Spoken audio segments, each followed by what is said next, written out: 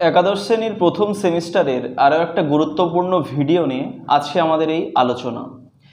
দেখো, গত একটা ভিডিওতে আমরা জেনেছিলাম বাংলা সাহিত্যের প্রাচীন যুগ।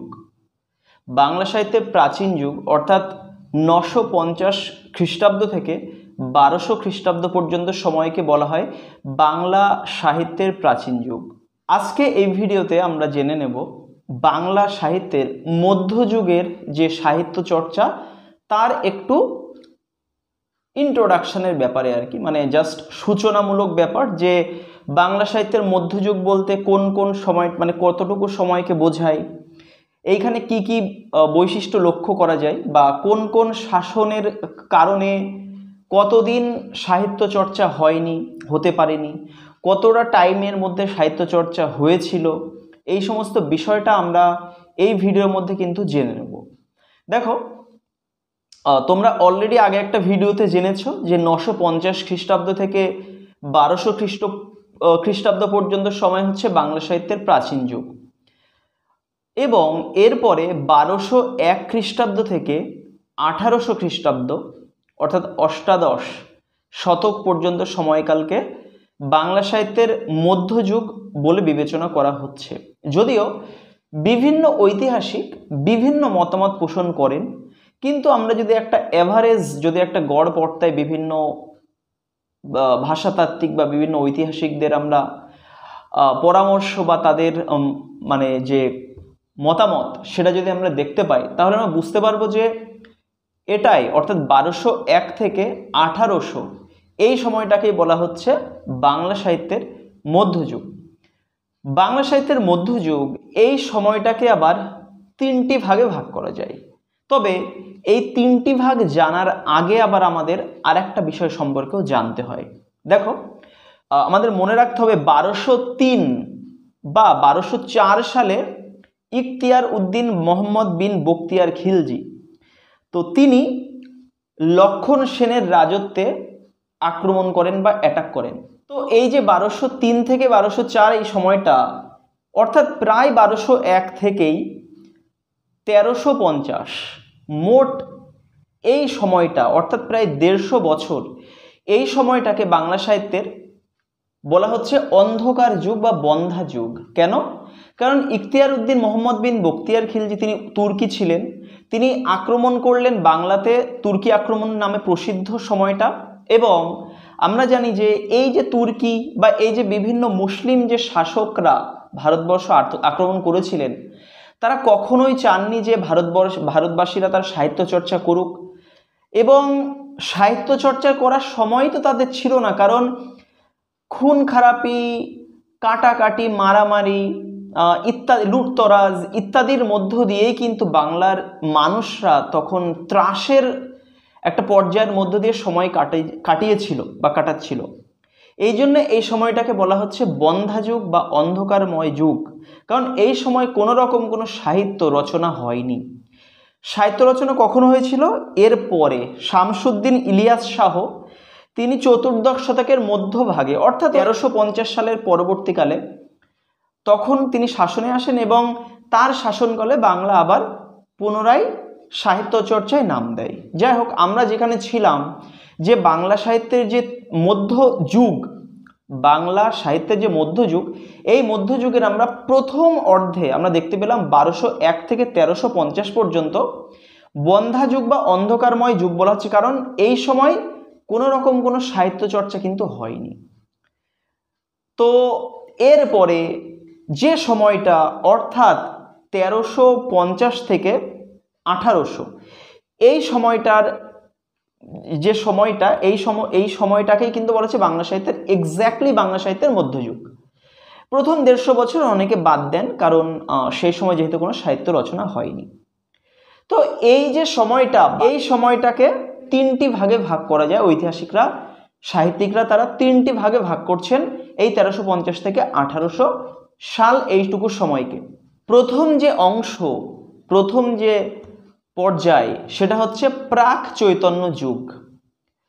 সেটা হলো 1351 থেকে 1500 এই সময়, এই 150 বছর সময়কে বলা হচ্ছে প্রাক চৈতন্য যুগ। পরের যে পার্ট বা পরের যে অধ্যায়টা, পরের যে পর্যায়টা, সেটা হচ্ছে 1501 থেকে 1600 পর্যন্ত, এই 100 বছর এটাকে মেইনলি বলা হচ্ছে চৈতন্য যুগ। কেমন? চৈতন্য যুগ বা চৈতন্য সমসাময়িক যুগ, যেটাই হোক না কেন। নেক্সট আমরা লাস্ট যে পার্ট আর কি, সেটা হচ্ছে চৈতন্যোত্তর বা চৈতন্য পরবর্তী যুগ। এটা বলা হচ্ছে 1601 থেকে 1800, মোট 200 বছর এই সময়টাকে বলা হচ্ছে চৈতন্য পরবর্তী যুগ। আমাদেরকে মনে রাখতে হবে এই যে বন্ধা যুগ বা এই যে বিভিন্ন টানাপোড়েন, যখন তুর্কি আক্রমণ হলো বাংলাতে 1203 খ্রিস্টাব্দে, তখন এই যে বিভিন্ন কারণ, বিভিন্ন হানাহানি, বিভিন্ন লুটতরাজ, যখন সাহিত্য রচনা সম্ভব হয়নি, এই সব কারণে পঞ্চদশ থেকে অষ্টাদশ শতক এই পর্যন্ত সময়কাল, এই সময়টুকুকেই অনেকে বাংলা সাহিত্যের মধ্যযুগ বলা হচ্ছে, কারণ এইটুকু সময়ের মধ্যেই সবথেকে সমৃদ্ধ সাহিত্য রচনা হয়েছিল বলে অনেক বাঙালি ঐতিহাসিক বা সাহিত্যিক তারা এটা মনে করেন। নেক্সট আমাদের একটা প্রশ্ন মনে জাগরিত হতেই পারে যে এই যে বাংলা সাহিত্যের মধ্যযুগ, এই সময়টাকে কেন চৈতন্য দেবের নামের অনুসারে 3টে যুগের কেন ভাগ করা হচ্ছে? এই বাংলা সাহিত্যের মধ্যবর্তী যে সময়, সেটাকে কেন চৈতন্য দেবের নাম দেয়া হচ্ছে? দেখো, বাংলা সাহিত্যের মধ্যভাগ যখন টাইমটা ছিল, তখন শ্রী চৈতন্যদেবের একটা ব্যাপক প্রসার বাংলাতে দেখা গিয়েছিল। শ্রী চৈতন্যদেব তিনি 1486 খ্রিস্টাব্দে নবদ্বীপে জন্মগ্রহণ করেছিলেন, এবং এই কারণেই কিন্তু এই যে 1351 থেকে 1500, বুঝতে পারছো 1486 মানে প্রায় 1500 কাছাকাছি, তো আনুমানিক আর কি, এটা অ্যাপ্রক্সিমেট ধরা হয় 1351 থেকে, এই জন্য 1500 এই সময়টাকেই বলা হচ্ছে প্রাক চৈতন্য যুগ, কারণ তখন চৈতন্যদেব তখন আবির্ভূত হননি। এবং এরপরে শ্রী চৈতন্যদেব যখন জন্মগ্রহণ করলেন 1486 খ্রিস্টাব্দে, তখন পুরো বাংলা এর উপরে আর কি, এবং তখন ছিলেন আলাউদ্দিন হোসেন শাহ, এই ব্যাপারে আমি পরে আসছি। এই পুরো বাংলাটা কিন্তু শ্রী চৈতন্যে বুঁদ হয়েছিল, তার একটা ব্যাপক প্রসার দেখা গিয়েছিল সমগ্র বাংলাতে। সেই জন্যে এটা তো গেল বাংলা সাহিত্য। আমরা যদি একটু ইংরেজি সাহিত্যের দিকে দেখি, দেখা যাবে যে সেখানেও একটা যুগে, একটা এরাতে অনেক কবি, সাহিত্যিক, নাট্যকার জন্মগ্রহণ করলেও ওই সময়ে এক্স্যাক্টলি যে মোস্ট ইম্পর্টেন্ট সাহিত্যিক জন্মগ্রহণ করেছিলেন, তার নামেই ওই যুগের নামটা দেওয়া হয়। এটা আমাদের মনে রাখতে হবে। তো এই যে শ্রী চৈতন্যদেব, তিনি অনেক পুঁথি লিখলেন, তার অনেক প্রভাব, তিনি যে ভক্তিবাদী আন্দোলন তিনি ছড়িয়ে দিয়েছিলেন বাংলাতে, সমগ্র বাংলার বুকে, এই কারণেই সমগ্র বাংলাতে তিনি ব্যাপক প্রসিদ্ধি লাভ করেন। সেই জন্যে বাংলা সাহিত্যের যে মধ্যযুগ, এটা যদি চৈতন্যদেবের নামানুসারেই দেওয়া হয়, সব থেকে ভালো বোঝাতে সুবিধে হয়। এই জন্য বাংলা সাহিত্যের মধ্যযুগের যে 3টে পর্যায়, পুরোটাকেই শ্রী চৈতন্যদেবের নামাঙ্কিত করা হয়েছে। আজকে এই ভিডিওতে আমরা আলোচনা যেটুকু করব, সেই ব্যাপারে এবার আসি। দেখো, প্রাক চৈতন্য যুগের যে সাহিত্য সৃষ্টি, তাদের মধ্যে সবথেকে বেশি জনপ্রিয় হচ্ছে কি বড়ু চণ্ডীদাসের লেখা শ্রীকৃষ্ণ কীর্তন কাব্য। এবং শুধুমাত্র এটাই নয়, প্রাক চৈতন্য যুগে আমরা আরও বেশ কিছু সাহিত্যিক নিদর্শন আমরা দেখতে পাই। তাদের মধ্যে বিশেষ করে কৃত্তিবাসী রামায়ণ, অর্থাৎ কৃত্তিবাস ওঝা তিনি রামায়ণ যে রচনা করেছিলেন, এবং মালাধর বসুর লেখা শ্রীকৃষ্ণ বিজয় কাব্য, বিদ্যাপতি ও চণ্ডীদাসের পদাবলী ছিল। বিদ্যাপতির পদাবলী খুব বিখ্যাত, চণ্ডীদাসেরও পদাবলী, এবং হরিদত্তের লেখা কালিকা পুরাণ, নারায়ণ দেবের লেখা পদ্মা পুরাণ ও বিপ্রদাস পিপলাই এর লেখা মনসা মঙ্গল কাব্যগ্রন্থ, এগুলো হচ্ছে সবই প্রাক চৈতন্য যুগের সাহিত্যিক নিদর্শন। আমরা যদি আবার একটু প্রাচীন যে ব্যাপারটা, পুরনো যে ব্যাপারটা, সেটা নিয়ে একটু আলোচনা করি, যেটা আমি বলছিলাম যে 1203 খ্রিস্টাব্দে বাংলায় যখন তুর্কি আক্রমণ করলো, ইখতিয়ার উদ্দিন মোহাম্মদ বিন বখতিয়ার খিলজি, তখন বাংলার শাসক ছিলেন লক্ষণ সেন। এই লক্ষণ সেনকে যখন হারালেন ইখতিয়ার উদ্দিন মোহাম্মদ বিন বখতিয়ার খিলজি, তখন বাংলার আকাশে দুর্যোগের ঘনঘটা। কোনো মানুষ সাহিত্য রচনা করার অবসর বা সাহস কোনোটাই তারা পাচ্ছেন না। সবসময় একটা অশান্ত পরিবেশ বাংলাতে লেগেই ছিল। এর ফলে সাহিত্য রচনা করা কার্যত অসম্ভব ছিল। পঞ্চদশ শতকের দিকে বাংলায় আবার কবিদের নতুন করে প্রতিভা বিকশিত হতে থাকে এবং তখন থেকেই কিন্তু এই সাহিত্য রচনা আবার শুরু হয়।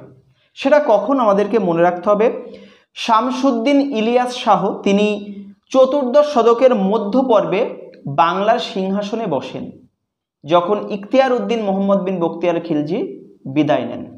তারপরে শামসুদ্দিন ইলিয়াস শাহ তিনি বাংলা সিংহাসনে বসেন এবং তিনি ছিলেন এই সাহিত্য সংস্কৃতির পৃষ্ঠপোষক। তার হাত ধরেই বাংলাতে আবার শান্তি শৃঙ্খলা বহাল থাকতে শুরু করে বা পুনরায় আবার প্রত্যাবর্তন হতে শুরু করে তার শাসনকালে। পঞ্চদশ শতকের শুরুর দিকে বাংলায় একজন হিন্দু রাজা শাসনে আসেন, তার নাম হচ্ছে দনুজমর্দন দেব।